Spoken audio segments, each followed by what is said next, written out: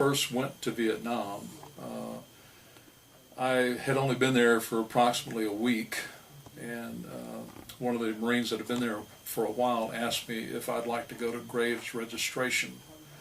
And this is where they kept the young men that were getting ready to be sent back to the United States that had lost their lives in combat.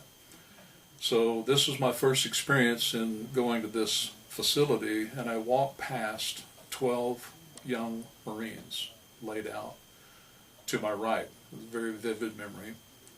And some of them had toe tags on, some of them were in the body bags, some of them were not. But again, this was my first realization of what could happen to me. And I also had a very strong sense that these young men were not with us anymore. The first time you see death, that was my reaction to it.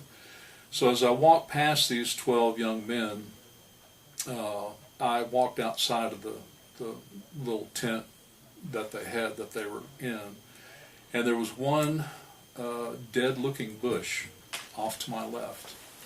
On that dead bush, there was one white flower. And the gift I feel that I received that particular day was that this thought came to me: as long as I can see that one white flower, I'm still here. And as long as I'm here, I'm going to do everything I can to stay here, because I just seen what death was.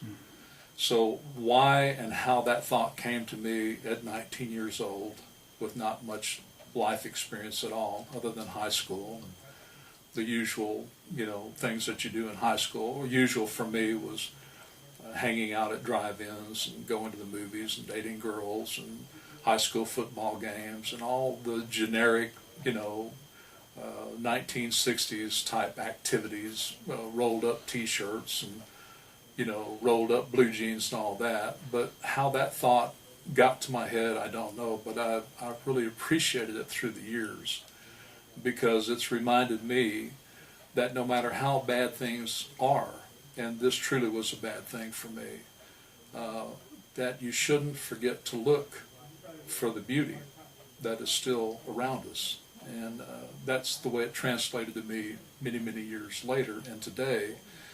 And certainly not that bad for me today, but it reminds me to not stop looking for the beauty that is always around us, and I've come to believe that is also within us. And so that's why I titled it White Blooms.